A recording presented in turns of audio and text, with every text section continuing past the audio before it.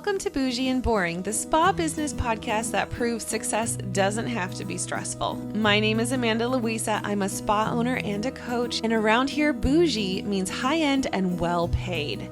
Boring means drama-free and simple. Together, that's how you build a spa that's smooth, profitable, and actually fun to run. Thank you so much for being here. Let's get right to it.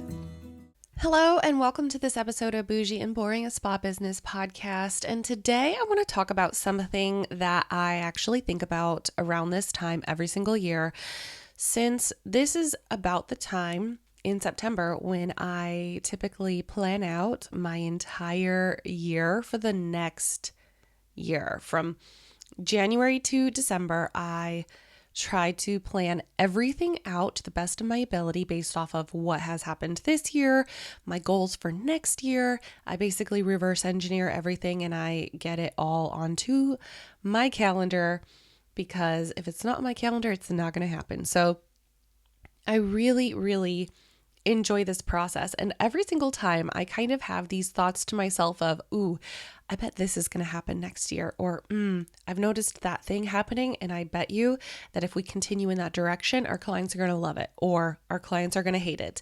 So this is kind of the thought process that I go through when I am creating the calendar for my spa and for my own personal life. So I start with my own personal life and how I want it to look. And then I make sure that that's reflected in my spa. And then I make sure that I share any knowledge that I gain or anything that I learn.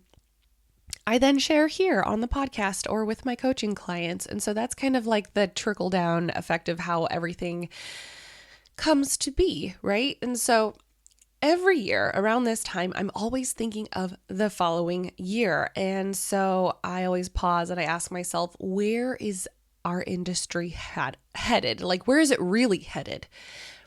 And is there going to be any really big shift in one direction or another? And since this is my first year of ever having a business podcast like this, I kind of want to share what my personal beliefs and predictions are going to be for 2026. So hopefully this is something I can continue doing every single year. And we'll see. It'll be a fun little game to see what was right and what I predicted correctly and then what was not. So these are based off of my own personal spa experience as an owner, and then also based off of the experiences that I'm seeing my coaching clients experience as well. So, and then also my peers, like a lot of my friends are spa owners. And so, it's just like a really interesting thing to see where everybody's spa, because we're all located in different states, and it'll be really interesting to see if these same things are happening to them as well.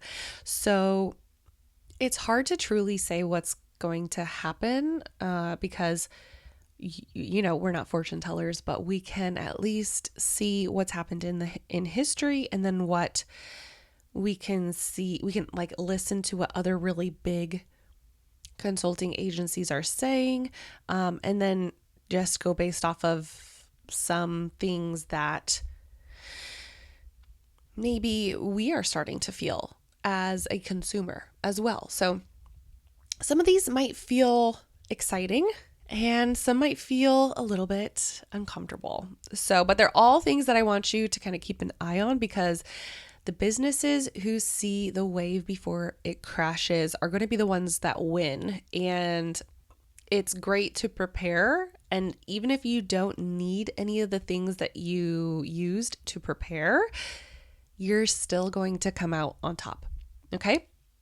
So let's see, I've got 1, 2, 3, 4, 5 predictions here. So let's just jump right into the first one. So the first one, and this is something that I feel like if you know, you know.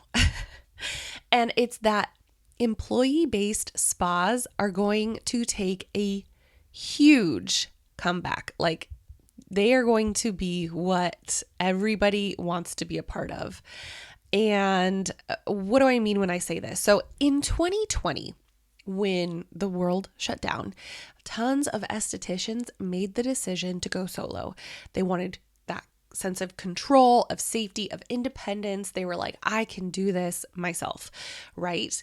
And the hard truth, based off of, the Bureau of Labor and Statistics, is that about half of all businesses fail within the first 5 years. And here we are, 5 years later, post-pandemic. So it's about that time. And what are we seeing? A lot of these solo estheticians who are fantastic estheticians, don't get me wrong, like they are so good at what they do, but they're tired and they're feeling a little bit lost, maybe a little broken, and they're just like, what the heck did I get myself into? And it's becoming this overwhelming thing that they no longer want to own. They don't want to wear every hat anymore, and they don't want to worry about every single expense that comes with owning a business, right? Because it's like, let's be real, this is a numbers game. Like that's, if you really boil it down, this is all about knowing your numbers and knowing how to manage cash flow in the business, right? So payroll, rent, marketing, supplies, every single client, all the things, right?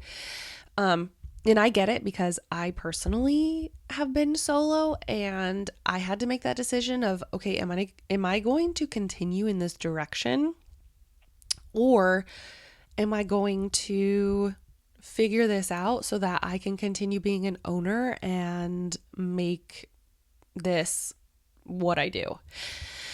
Now personally, I have gone through, I think 4 rounds of hiring estheticians now. Let's see. Yeah, 4 rounds of hiring. And in this last iteration of me hiring estheticians, I actually did something I've never done before. So I have hired an esthetician with experience. I have hired many, many estheticians with no experience. They're fresh out of school, like literally didn't even have their license yet when I hired them, which I do not recommend, and I will not recommend that ever again. I will not do that ever again. But I've also, in this last round of hiring, I hired 2 estheticians that were solo, and they decided to come work for me. They dissolved their businesses. I hired any supplies that they had left over that we could use, or I bought those supplies from them, and I hired them on as W-2 employees. And the relief that I saw in their shoulders, they were when I first encountered them, they seemed exhausted, just completely run down with all of the worry that comes with owning your own business, whether you're the only one working at that business or there's like 20 people there. I could see that, that they were being weighed down by it and they were tired. But now it's been a year ago today. Actually, I hired them as I'm recording this. Wow, that's so funny. As I'm recording this, it's been a year since they came to work for me. And I literally just talked to them recently. Like, they are so happy. They are so booked. And that was another thing. Like, they didn't want to do all the marketing, which I don't mind the marketing. I find it fun. And so they didn't want to go out and find all the clients. And so, I am of the belief that if you are going to hire employees, it is your responsibility to get those clients. And that's actually kind of like a sub point of this prediction point. So if you're going to hire these solos, yes, their following could come along with them, but that's not always the case. In fact, one of the 2 girls that I hired, their clients didn't follow them because they were too far away. And it was a very interesting thing. And I feel like I should do a podcast on this, but that's not the purpose of this podcast right now. So, but a little like a subcategory of this point is that,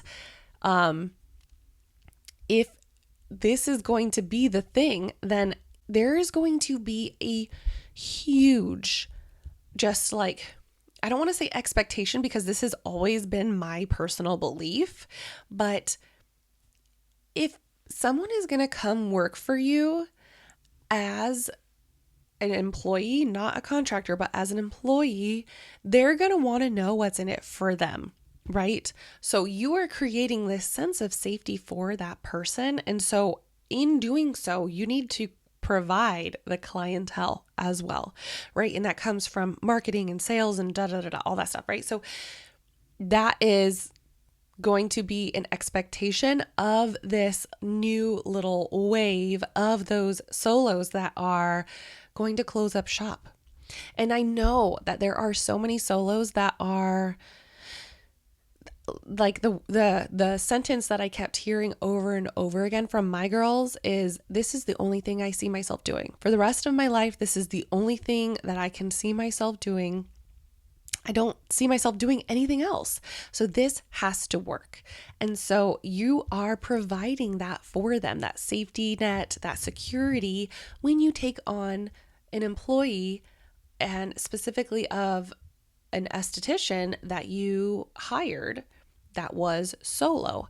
So there are so many great things that can come from this for both sides of the people involved. But these solos are realizing that ownership wasn't actually the kind of freedom that they were looking for. It was more like exhaustion because there's so much that goes into it, right? We all know. But what they really wanted was to just show up, love on their clients, go home and get paid. And now they are getting paid. And so it's been really, really great for them. And I can tell that they're just so much happier. They have so much more stability in their jobs and in their paychecks. So if you're going to build a team-based spa, these next 2 years are going to be your moment. The talent pool is about to grow a ton. And this is something that I think is going to be huge in 2026, especially, if not already this year. But I really think that it's something that we have to keep our eyes on because it's an opportunity that's going to really, really be great if you're ready for it. So that's my first prediction.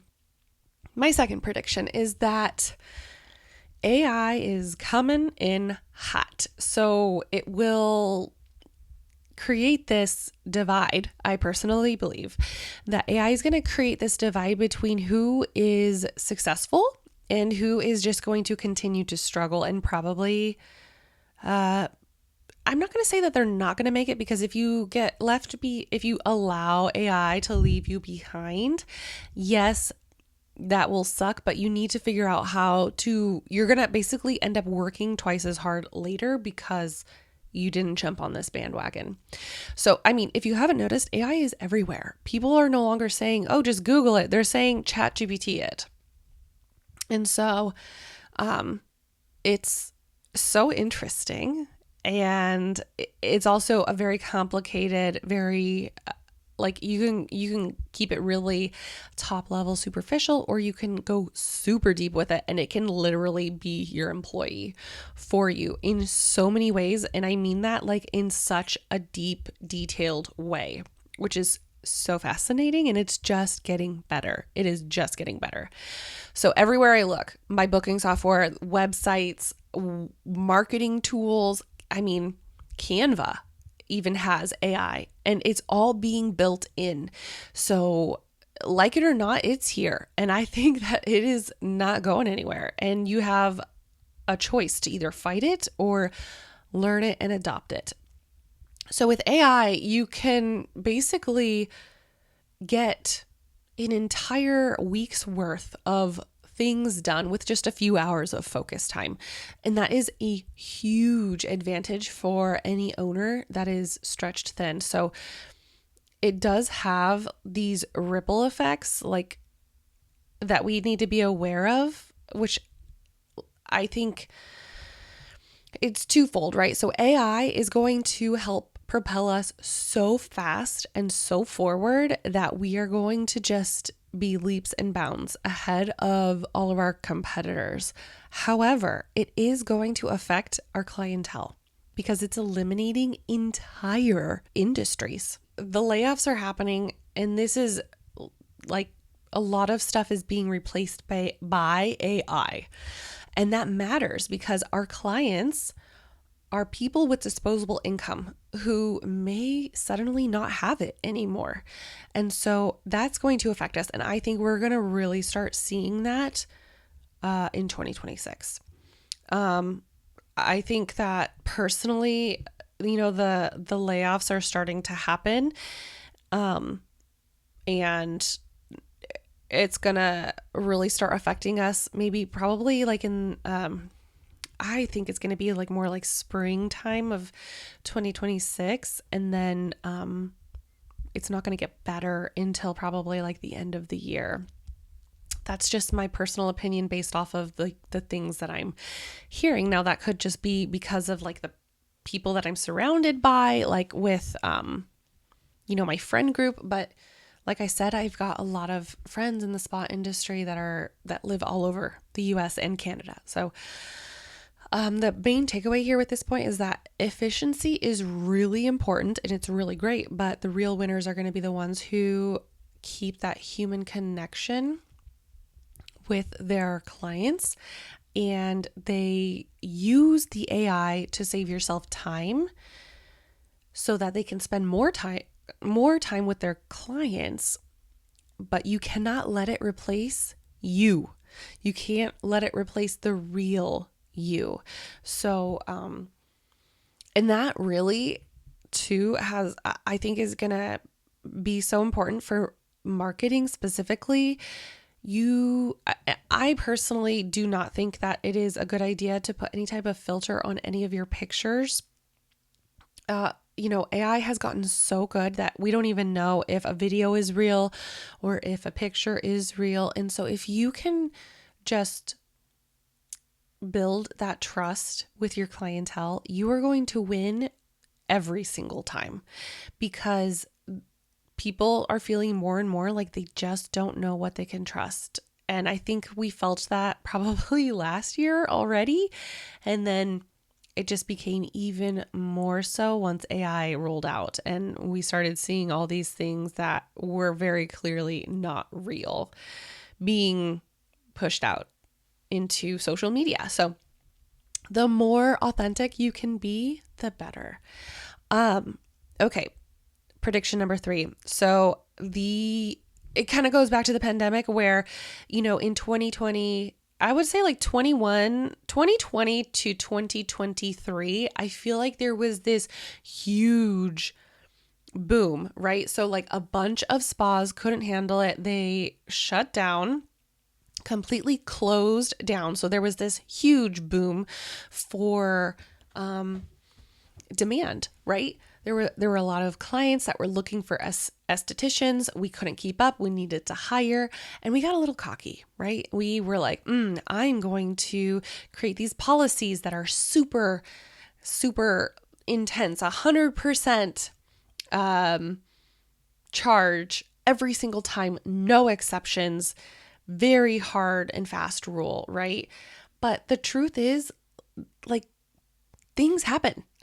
People get sick, and I don't want you to come in because you're afraid of getting charged a fee, and then you get me sick, and then I have to reschedule all my people plus take the people that I already had. Now, I personally don't see clients very often, but if I do, that would suck. And if you come in and you get not just one of my estheticians sick, but then all of my estheticians get sick because we share a space, that is a big detriment.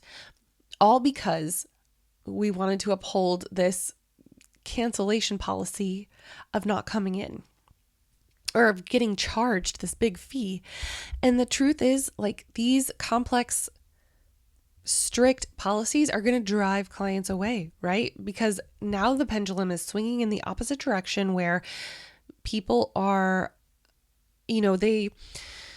we as providers were so strict on our policies, and people were like, well, I guess I have to pay this fee. But now there are not as many clients as there are providers to keep up with.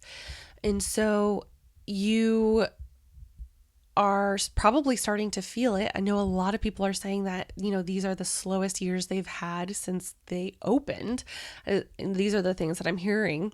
And that post-pandemic boom, when we all tightened up our policies with these harsh cancellation rules and deposits for every single little thing and strict lateness cutoffs, at the time it made sense, but demand was high and wait lists were really long and the owners needed to protect their time. But now clients are so over it. They're being a lot more picky. They're voting with their wallets and walking away from spas that feel way too rigid or unwelcoming. And so we really need to think about how we want to go about this. I remember there was someone who she was literally on her way to the hospital because her kid was throwing up, and someone on my team wanted to charge her the no-show fee, and I was like, absolutely not. This is just gone on too far. I was so over it because I knew as a mom, this was just unacceptable. I would never go back to a place that did that to me. And so I just feel like these rigid rules and policies are now need to be, just like our treatments are customized for clients, these policies almost need to be customized per client. And really, in my opinion, they're supposed to be there for the client that is consistently abusing your time. And so if you have to pull that out and be like, listen, you've literally only showed up for one of the 9 appointments you've had with me. This can't go on any, first of all, you should never let it go more than 2 or 3 times. But if it happens, you have to set that boundary and say, if you cannot give me 24-hour notice, then I'm going to have to charge you the late fee. And that should be understandable. Whereas as strict as we were before, I just don't see that adding up in our favor in the long run. So in 2026, I think client experience is going to matter more than ever. And that especially can start with our policies and deposits and stuff. So be professional, yes, but keep your systems client friendly. And just remember that flexibility builds loyalty. Okay. Prediction number 4. Your numbers are going to make or break you. Now, this is something that I believe is pretty much always true. However, there's gonna be this squeeze. I feel like before we could really get away with kind of just not pretending, that's not the right word, but before we could kind of get away with, oh, this feels like the right number, or I think I should charge, maybe I'll just increase prices by $5. That feels right. And I understand that, but we cannot run a successful, profitable business off of feelings alone. So the prediction that I have in 2026 is that it's going to expose the spas that just don't have their numbers down. If you're pricing your services or your retail based off of feelings, what you think people will pay or what feels fair, instead of the real data and the real numbers and profitability, then your business is going to struggle. Those are the businesses that will probably have what I call a make it or break it moment. And you have to make the decision if you're going to price yourself for profitability or if you're just going to kind of let this business fizzle out. You can't really build a sustainable spa based off of feelings. Because numbers matter. The cost of goods are increasing, payroll percentages, people are wanting to be paid more and more. And that means that your profit margins are going to need to make sense so that you can pay yourself and so that your team can afford to make a livable wage. So, I do believe that next year is going to be the year where spas that understand their numbers are really going to thrive. And the ones that don't are either going to kind of burn out or just close down completely. So if you want to be here in 2027, then you definitely need to start taking your numbers seriously, because they are going to be what sets you apart from everybody else. And then my last prediction, this one might be, I don't know. This one I hesitated on, like, should I mention this? Should I not mention that? I don't know. But I'm just going to put it out there and see what happens. So I have noticed that there's this like really big boom of people falling in love with aesthetics and wanting to be an esthetician. So this, Gen Z and kind of like the up and coming Gen Alpha that is, or Generation Alpha that is, kind of starting to come into the workforce, they're starting to realize that, you know what, I don't need to go to college to have a successful career or to do something that I love. They can go to a trade school, which is becoming more and more popular. And I've noticed that it is becoming much more common to go to aesthetics as opposed to maybe like cosmetology, which is where you can do hair and like everything basically. And so I actually talked to the local school near me, and they had, listen to this.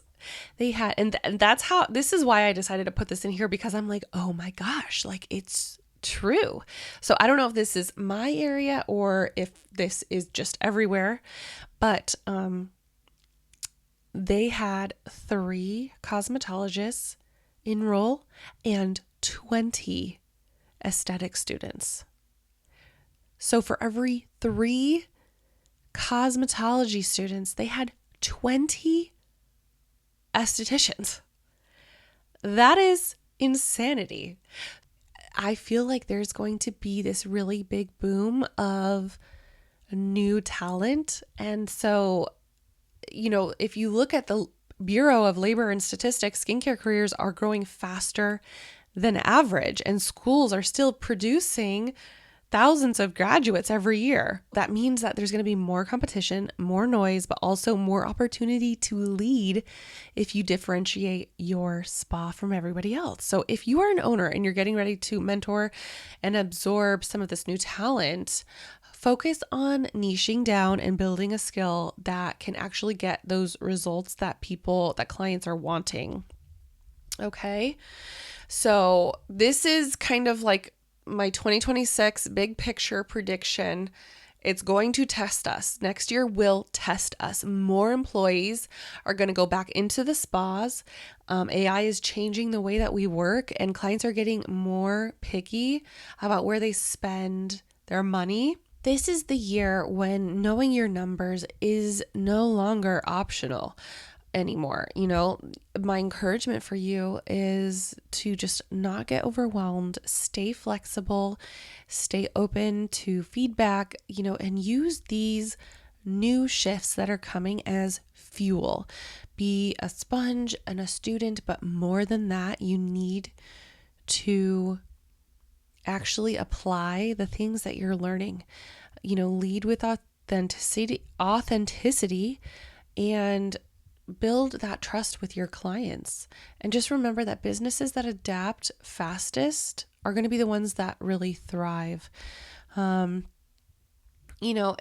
if today's podcast really struck a chord with you and you feel like these predictions are lighting a fire under you, that you're ready to start planning smarter for 2026, then let's talk about it.